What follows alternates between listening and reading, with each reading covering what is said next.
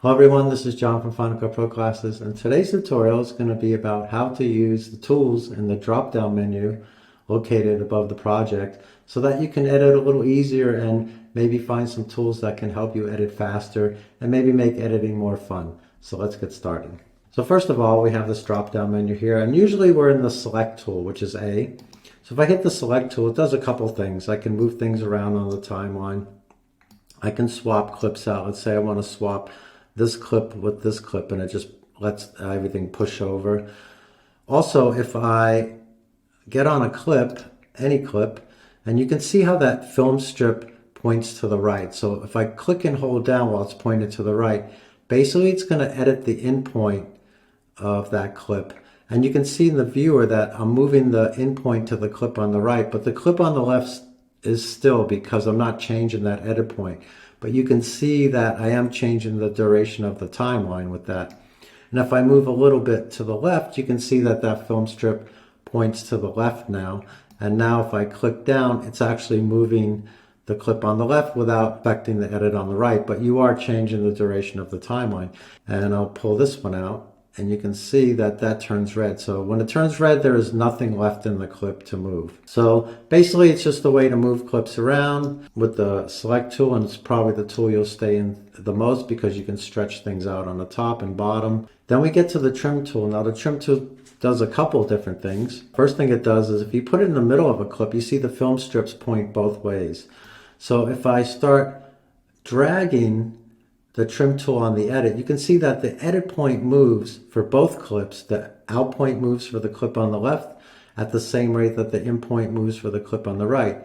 And if you look in the viewer, you can see the new edit point right there. So if I want the edit point to be exactly right there, I would just let it go, and that's my new edit point. It doesn't change the duration of the timeline, it just changes the edit point between the two clips. So here you can see again, if my edit would end right after the shot, and it would begin where you can see it on the right. Now if you move the Trim tool to the middle of a clip and you hold down, you get those two arrows, you can see that what it does is it slips the clip inside of itself. So basically you're not changing the duration of the timeline, you're just changing what's in the clip itself. So it's called a slip edit. And you can see that that song is going with it because it is connected to it, which is why it's moving with it. So here, if I move this clip, you can see in the viewer my new start in point on the left and my new out point on the right. So that's a Trim tool. It's really good for B-roll, you know, when you want to look for a different point in the shot, but you don't want to change the duration. The timing is good. You just need something different. So here, if I wanted to move the out point right till after he shoots, then I can see my in points on the left, and I just let it go, and that will be my new shot. So that's a handy little tool. So our next tool is going to be the Position tool, which is P is the shortcut. And what the Position tool does is it overwrites. So basically, if I take this clip here and I drag it down to here, it basically overwrites the clip that I dragged it on and erases that area. Of course, it's not erased, it's in the browser still, but it doesn't move the timeline at all. And so your timing is still the same, so it doesn't stretch it or pull it in. But if I move it out again, you can see it leaves a gap. And that's what the Position tool does. This gap is actually transparent. It's not a black gap. So if I put a clip underneath like that, and you see it left a gap there, I can see that clip because it's transparent. So let me undo that. You can also, you can't push out a clip with the Position tool if there's a clip bumping into it, but you can pull in. So if I pull in, it also leaves a gap. It doesn't pull in the timeline like the Select tool does or when you ripple edit. So it leaves a gap there. If I deleted the gap, then the timeline would pull in. But you can't push out with that tool. You can only pull in. You can push out if you're on the connected clip here. Okay, and it will move everything up if you're bumping into it when you're on the connected clip, but not on the storyline. Here, it won't let you push out, but it will let you pull in without changing the duration of the timeline. So it's basically an override tool, and also it leaves a gap where you pull in. But it will, on the connected clip timeline, it will push things up if you bump into it And here I reached the end because it's red. Now we have the range selection tool, and what that does is it chooses a range. So if I click and drag, there's a range there, and that's basically an in and out on the timeline. If I delete it, it will pull in the timeline. So let me undo that.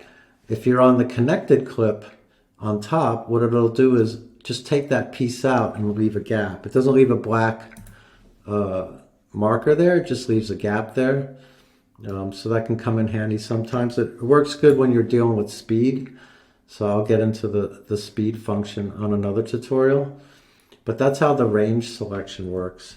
It just chooses a range in the clip. As I drag it, it chooses basically an in and out here. And I can delete that, and it pulls in the timeline. Now the next tool we have is the blade tool. So B is for blade. Everybody knows how to use the razor blade. Click it where your little red mark is, and it makes a cut. Okay, you can see that it's a cut that has continuous frames because it has a little dotted line on it and not a solid line. So here I made a cut, and maybe if I go back to my select tool, I can pull that in and it works as a separate cut. So let me undo that. When you have those dotted lines here, that means you can delete that cut and make it a whole clip again. So if I delete that, it becomes a whole clip again.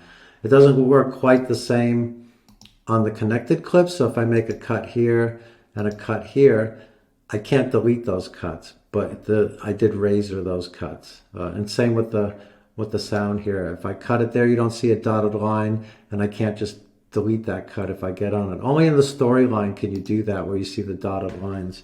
So if I go back to my selection tool, hit A, and I click the edit point where those dotted lines are, then I can get rid of that cut and make that clip whole again. But I can't do that with this.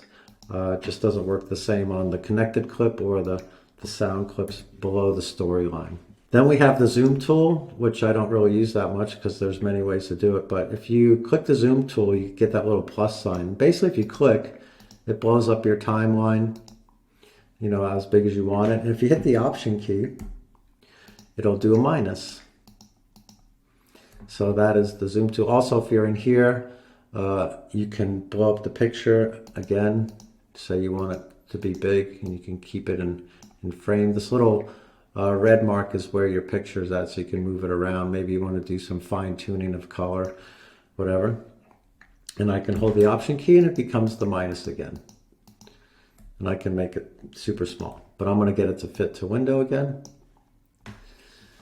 And then lastly, you have the hand tool, which is also, don't use it that much, but it moves things around. If your picture is blown up here, let's say we're at 200%, I can move that around with the hand tool, but I can also move it here with this little red box here. So that's all these tools in this menu here.